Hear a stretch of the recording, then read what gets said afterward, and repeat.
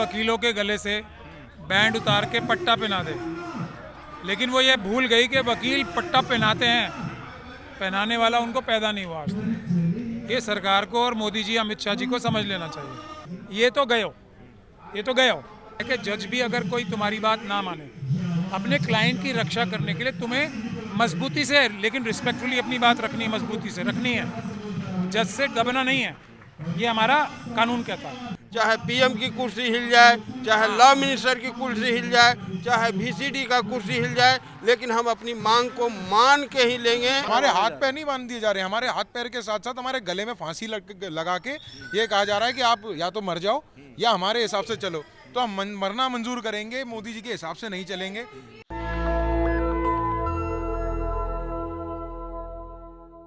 नमस्कार, आप देख रहे हैं नेशनल दस्तक और मैं हूं रंजय कुमार। हम हैं अभी कड़कड़डूमा अदालत में, दिल्ली के कड़कड़डूमा में, और देख पा रहे हैं कि किस प्रकार से वकीलों का जो ये विरोध प्रदर्शन चल रहा है। वकील अमेंडमेंट बिल जो है एक आया है, उसकी अभी ड्राफ्टिंग हुई है।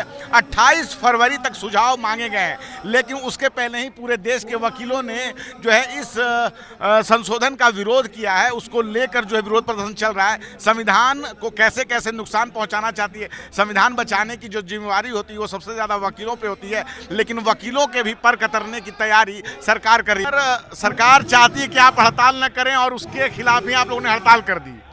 सरकार ये चाहती है कि वकीलों के गले से बैंड उतार के पट्टा पहना दे, लेकिन वो ये भूल गई कि वकील पट्टा पहनाते हैं, पहनाने वाला उनको पैदा नहीं हुआ आज तक। ये सरकार को और मोदी जी अमित शाह जी को समझ लेना चाहिए, सीधे सीधे समझ लेना चाहिए।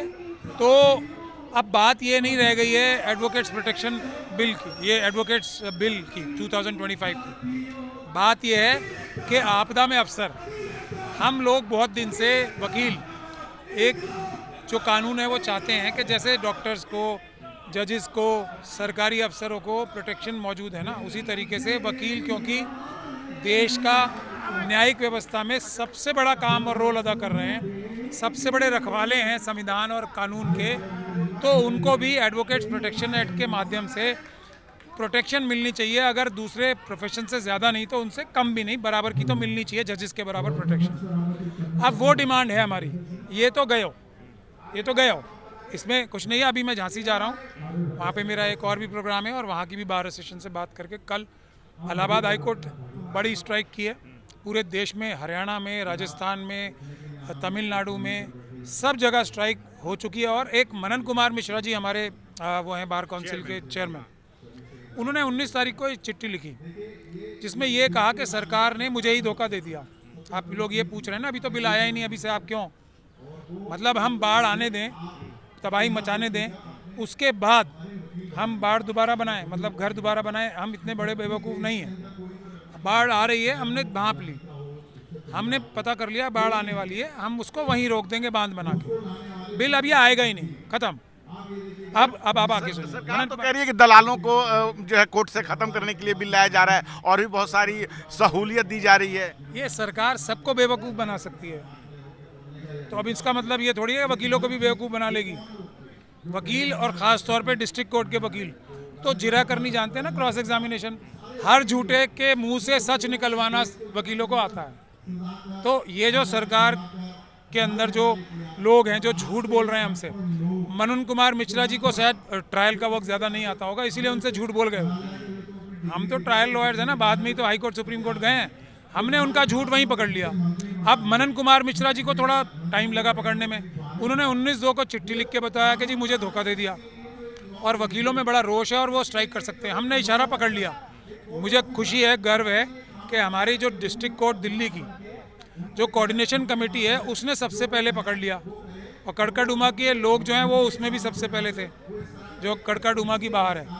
तो उसके बाद पूरी दिल्ली में स्ट्राइक हो गई मजबूत, सारी डिस्ट्रिक्ट कोर्ट्स में। उसके बाद देश के अलग अलग डिस्ट्रिक्ट कोर्ट्स में स्ट्राइक होने लगी, इलाहाबाद हाई कोर्ट, तमिलनाडु, सब जगह स्ट्राइक हो गई। तो अब मनन कुमार मिश्रा जी उसके एक दिन बाद एक और चिट्ठी लिखते हैं कि मेरी जो लॉ मिनिस्टर हैं मेघवाल साहब, उनसे बात हो गई है और वो हमारी बातों से एग्री हो गए हैं, कन्विंस हो गए हैं, अब वो वकीलों के साथ हो गए हैं। एक दिन पहले तक तो खिलाफ थे वो, एक दिन बाद साथ कैसे होगा, यानी कि वो मनन कुमार मिश्रा जी को एक बार फिर धोखा दे रहे हैं। तो इसीलिए हमने ये कहा है, और हम फिर वकील भी कंफ्यूज हो रहे हैं कि मनन कुमार मिश्रा जी पहले सही बोल रहे थे, आप सही बोल रहे हैं। तो हम ये चाहते हैं कि उन्होंने कड़कड़डूमा के जो लॉयर्स हैं हमारे, जुझारू बहादुर, जो किंग हैं और एक तरीके से शेर हैं, उनके बारे में उन्होंने कुछ चिट्ठी निकाली है कल, तो वो आके यहाँ पे उन्हें खाना भी खिलाएंगे, चाय भी पिलाएंगे, उनकी आदर सत्कार किया जाएगा। वो आके समझा दें कि उनकी कौन सी चिट्ठी को हम सही समझें और कौन सी चिट्ठी को हम गलत समझें। तो ये उनसे निवेदन है, यहाँ आके समझा दें। इस प्रकार की धमकियाँ देना वकीलों को, जिन्होंने आपको चुन के वहाँ भेजा है, ये थोड़ा उचित नहीं है। धमकी देना बंद कर दें। ये काम तो सरकार ने ही ले रखा है। भले ही आप मेंबर ऑफ पार्लियामेंट है भारतीय जनता पार्टी से, लेकिन वकीलों से ही निकल के गए ना, आप वकीलों को धमकी देना छोड़ दो। सर, ये अमेंडमेंट एक्ट जो है, इसमें तो कई सारे एक्ट हैं, प्रावधान हैं, तो सारे के सारे प्रावधानों का आप लोग विरोध कर रहे हैं या कुछ खास नॉर्म्स के विरोध कर रहे हैं आप? सबका सब खत्म, फिनिश, फिनितो। सरकार कह रही है कि इसमें कुछ महिलाओं को भी स्थान दिया जाएगा बार काउंसिल में। हम एडवोकेट्स प्रोटेक्शन एक्ट ला रहे हैं, उसमें हम सब प्रावधान रख लेंगे, उसको इम्प्लीमेंट करें। हम ये जो धोखाधड़ी का काम सरकार करती है ना, कि हम ये नहीं ये कर रहे हैं, इस धोखाधड़ी पे हम लोग वकील है ना, यही तो बता रहे हैं, हम तो झूठ पकड़ लेते ना। महिलाओं के प्रति उनकी कितनी निष्ठा और आस्था है। ये अभी हमारे लॉ मिनिस्टर दिल्ली के जो बने हैं, मोदी जी की और अमित शाह जी की, वो जब उनकी पहली स्पीच हुई थी ना दिल्ली असेंबली में, आज भी वो वायरल हो रही है। वो देख लें कितनी महिलाओं के प्रति इनकी इच्छा है, या कितनी। अब मोदी जी अपना स्थान देके प्राइम मिनिस्टर का पद दे देना महिलाओं को, क्यों नहीं देते? दे दें। तो सरकार ये बताइए कि सरकार तो कह रही है कि इसमें वकीलों की और भी ज़्यादा जो है बात रखी जाएगी, एक से ज़्यादा बार काउंसिल में आखिर क्यों होना चाहिए रजिस्ट्रेशन? एक से ज़्यादा बार काउंसिल में नहीं होता, पता नहीं है ना लोगों को। मनन कुमार मिश्रा जी को बेवकूफ़ बना दिया, ऐसा वो कह रहे हैं। मनन कुमार मिश्रा जी, उनको धोखा दे दिया। और मोदी जी, अमित शाह जी को और मेघवाल जी को कुछ पता नहीं है, ये तो जग जाहिर बात है। उनको पता ही नहीं कि एक आदमी सिर्फ एक ही बार काउंसिल का स्टेट में मेंबर हो सकता है, दूसरी का हो ही नहीं सकता। उन्हें पता नहीं है ना, क्या करूँ मैं? लगता है मोदी सरकार आप लोगों की बात सुन लेगी? लगता नहीं है, हमें पता है। सुनाने की बात क्या है, पहले आप ये समझो। ये तो गया, ये बिल तो गया, खत्म, फिनिश। ये बिल फिनिश हो गया। ये देख लीजिए, वो शेर बैठे हैं पीछे, शेरनियाँ बैठे हैं, ये खत्म। बाप लड़ाई हो रही है एडवोकेट्स प्रोटेक्शन एक्ट आने की, वो आएगा, उसकी बात करो आप। आखिर सरकार ऐसा क्यों चाहती है कि आप लोग जो है हड़ताल न करें, इसको सिंबॉलिक हड़ताल के रूप में बदल दें? आखिर उसके उनके पीछे वो क्या प्रावधान दे रहे हैं? सरकार का बड़ा कारण ये है कि कोई भी व्यक्ति, जैसे अडानी, अंबानी, यूसुफ लुलू जैसे लोगों को किसका हक छीन के सरकार ने उनको पैसे दिए हैं? हर नागरिक का। नागरिक अपना थोड़ा बहुत अधिकार लेने के लिए कहाँ जाएगा? अदालतों में। अदालतों को डराना धमकाना, जजिस को डराने धमकाने का काम है। जजिस की ढाल कौन है? वकील। अदालतों की ढाल कौन है? वकील। सबकी ढाल तो हम ही हैं। हमको गिराना उनको ज़रूरी महसूस हुआ कि क्योंकि हमें नहीं गिराया, तो फिर ये जो कल एक वो परसों जजमेंट आई है ना खानविलकर साहब की, कि हाईकोर्ट के जजिस को भी अरेस्ट कर लो, उनके हथकड़ियाँ बेड़ियाँ लगा लो। तो वो ये चाहते हैं कि जब वो हाई कोर्ट के जजिस को पकड़ के ले जा रहे हो घसीट के पुलिस बेंच से उठा के, उस टाइम वकील जो है सिंबॉलिक हड़ताल करें, सिर्फ ये कहें कि जी नहीं ऐसे मत करो। ऐसा नहीं होगा। कई बार ये भी होता है कि कई जज जब जो है बिहेवियर सही नहीं रखते हैं, उनके खिलाफ भी हड़ताल होती है। मैं कब मना कर रहा हूँ? वो हम करते हैं ना डिसाइड। देखिए, एक और मैं आपको बात बताऊँ, उसको भी रोकना चाहती है सरकार। नहीं, उसको नहीं रोकना चाहती। वो ये चाहती है कि वकील, देखिए हमारे जो एटिकेट्स है ना बार काउंसिल के, उसमें साफ लिखा है कि जज भी अगर कोई तुम्हारी बात ना माने, अपने क्लाइंट की रक्षा करने के लिए तुम्हें मजबूती से, लेकिन रिस्पेक्टफुली अपनी बात रखनी है, मजबूती से रखनी है, जज से दबना नहीं है। ये हमारा कानून कहता है। तो अब कोई जज साहब अगर लाइन से बाहर जाते हैं तो उसके लिए हड़ताल होती है। जो कानून की लाइन से बाहर जाते हैं उसके लिए हड़ताल होती है। लेकिन एक बात जजेस भी जानते हैं, ज़्यादातर तो कोई एक दो वकीलों में भी आप जान सकते हैं जो हैं, जो हो सकते हैं गलत, एक दो जज भी होते हैं। तो उनको सिस्टम है बार काउंसिल का और बार का जो और वकीलों का सिस्टम उनको ठीक करने का है। लेकिन एक बात और महत्वपूर्ण है कि जो बार है ना, हम लोग हैं वकील, वो जजेस की मदर मानी जाती है। Bar is mother of the bench, ये कहा जाता है। तो हम जजेस की भी जो वकील हैं वो माँ हैं। तो माँ को अधिकार है अपने बच्चों को ठीक करने का। क्योंकि माँ होगी तो वो गला नहीं काटेगी, उसको ठीक करेगी कि बेटे ऐसे नहीं करते, ऐसे करते। लेकिन जो कोई बाहर का व्यक्ति होगा वो माँ और बच्चे दोनों को खत्म कर देगा, ये हम नहीं होने देंगे। मतलब मोदी सरकार कहीं ना कहीं ये चाहती है कि बार काउंसिल के थ्रू जो है वकीलों के अंदर अपनी पैठ बना के रखे, उनको नियंत्रण में रखें। वकीलों के गले में पट्टा बांधे, बैंड उतार के।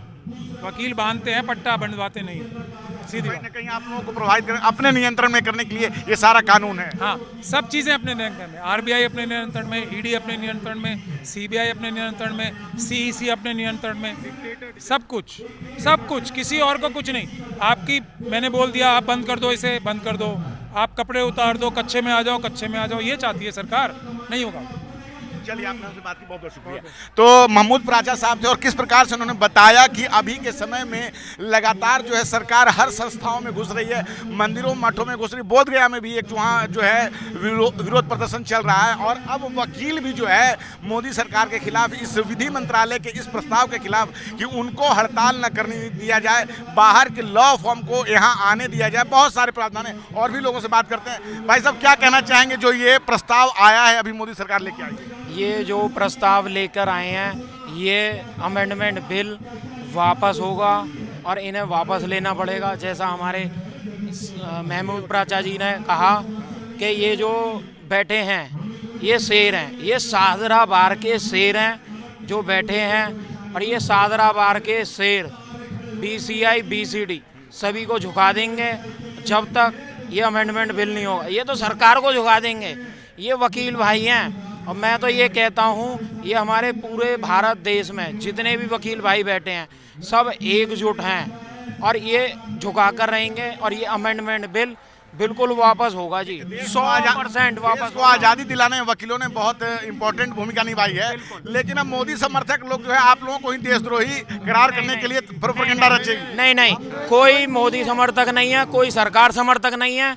मैं आपको क्लियर करना चाहता हूँ, जो वकील भाई ने काला कोट पहन लिया, जिस दिन पहन लिया उसी दिन से वो एडवोकेट हो गया। कह रहे हैं कि जो मोदी समर्थक या सरकार समर्थक लोग हैं, जब किसान या बेरोजगार जब कोई, तो उसके लोग आपके खिलाफ जो वो करेंगे, हम ये कह रहे हैं है कि जो यह बिल है वह वकीलों के खिलाफ का बिल है और यह बड़ा चीटिंग करके लिया गया। जो लेटर में लिख दिया मिश्रा जी ने कि हमें भी नहीं बताया और हमसे चीटिंग किया, तो यह सरकार को 100% बिल को अमेंड करना पड़ेगा, वापस लेना पड़ेगा, क्योंकि वकील आज़ादी के समय से ही सरकार के साथ है और यह नहीं है कि यह अमेंड करने के लिए उनको सरकार से हटाने में वकील पीछे रहेगा। ये शाहदरा बार एसोसिएशन का एक ऐसा रिकॉर्ड है, ऐसा इतिहास है और ऐसा प्रमाण है कि जब जब भी यह लड़ाई लड़ी है यह जीत हासिल की है, कभी भी हारने का काम नहीं किया है। शुरुआत यहाँ से हुई है, पूरे इंडिया में यह गया है और एकदम बिल्कुल यह बिल को अमेंड करना पड़ेगा। जब तक अमेंड यह बिल नहीं होगा, चाहे पीएम की कुर्सी हिल जाए, चाहे लॉ मिनिस्टर की कुर्सी हिल जाए, चाहे बीसीडी का कुर्सी हिल जाए, लेकिन हम अपनी मांग को मान के ही लेंगे। बार काउंसिल से कोई बात नहीं हुई है? नहीं, बार काउंसिल प्रस्ताव को बनाने में नहीं, चीटिंग किया है। बार काउंसिल के साथ भी मनन मिश्रा जी को कोई जानकारी नहीं दिया गया, चीटिंग किया गया है। वो लेटर में पहले भी बताया गया था और आज भी बताया जा रहा है। जब तक यह अमेंडमेंट नहीं होगा यह स्ट्राइक लंबी रहेगी, चाहे आज़ादी के लिए जैसे लड़ाई वैसे रहेगी। आप लोगों को किस तरह का नुकसान होने की जो है? हम लोगों को यह नुकसान है कि जो हम लोग advocate of the officer of court हैं, उस ऑफिसर पना को ये ख़त्म किया जा रहा है। हम एडवोकेट ऑफिसर ऑफ कोर्ट हैं, हमारी गरिमा ही कोर्ट में है।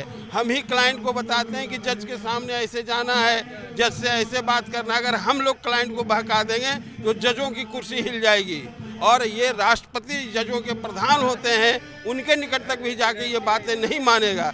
इसलिए हम लोगों की मांग बिल्कुल जनमीन है और हितकारी है और जनता के हित के लिए है। हम वकील जनता के लिए काम करते हैं। यहाँ सारे वकील जो आते हैं वो जनता के लिए काम करती है और सरकार के लिए काम करती है, केवल व्यक्तिगत स्वार्थ के लिए काम नहीं करती है। इसलिए वकीलों को यह जो अमेंडमेंट बिल है उसको वापस लेना पड़ेगा और यह जो बिल लादा जा रहा है उसे हटाना पड़ेगा। जब तक यह बिल नहीं हटेगा ये हड़ताल जारी रहेगी। इसके लिए हमारा बार एसोसिएशन और हम सारे इंडिया के वकील एक हैं। हम किसी वकीलों में कोई फूट फाट नहीं है और हम सब एक रहेंगे।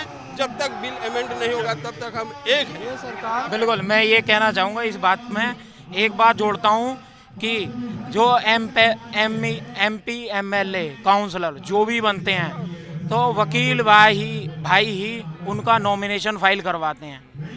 अब इससे बड़ी बात क्या होगी, जो MP MLA को बनाते हैं वकील भाई, तो वो अपना अमेंडमेंट बिल वापस नहीं करवा सकते और प्रोटेक्शन एक्ट ले नहीं सकते।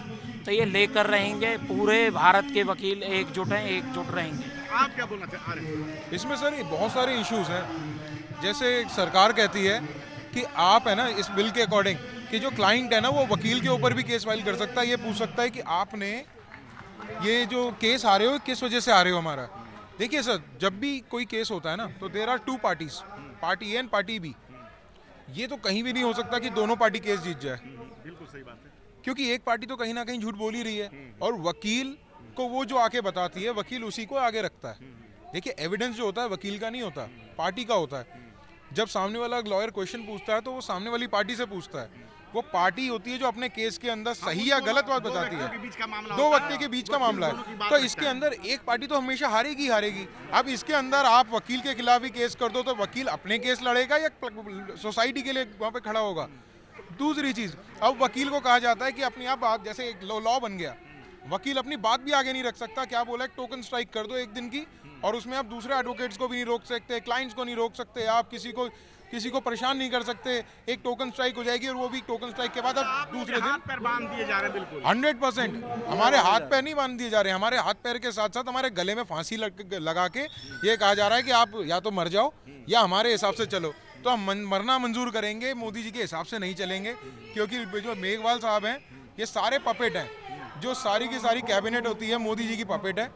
दिल्ली में भी जो सीएम बैठा है पपेट सीएम है। मोदी जी जो चाहते हैं इंडिया में वो हो रहा है। तो डिक्टेटरशिप चलेगी तो, लेकिन वकीलों पे नहीं चल सकती उनकी डिक्टेटरशिप जब तक वो जिंदा है। सरकार के खिलाफ सब कुछ हो रहा है। सर आप क्या कहना चाह रहे हैं? मैं सिर्फ इतना कहना चाहता हूं कि जो वकील है वो दूसरे की बात को यानी को कोर्ट में रखता है।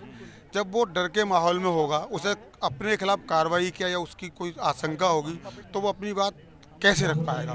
उसके साथ ये समस्या रहेगी कि अगर ये कोई शब्द मैंने गलत बोल दिया या मैंने ये बात यहाँ रख दी, जज साहब को बुरी लग गई या इस क्लाइंट के फेवर में चली गई या उसके अलग चली गई, तो वो अपनी बात को ठीक से रख नहीं पाएगा। एक डर के माहौल में अपनी बात को ठीक से नहीं रख सकते आप। जो व्यक्ति खुद असुरक्षित है वो दूसरों को कैसे न्याय दिला सकता है और कैसे सुरक्षा का माहौल कर। जो कानून है ये, वो कानून जो है ना वकीलों के ऊपर कई तरह की पाबंदियाँ लगाता है। पाबंदियाँ ये लगाता है कि हमें सीधा कंज्यूमर फोरम के हवाले कर दिया गया। हारने पर कोई भी पार्टी वहाँ जा सकती है, हम पर जुर्माना लग सकता है। हमारे खिलाफ जो जांच कमेटी बनेगी उसके अंदर प्राइवेट लोग होंगे, वकीलों का उसमें जो प्रतिनिधित्व होगा वो कम होगा।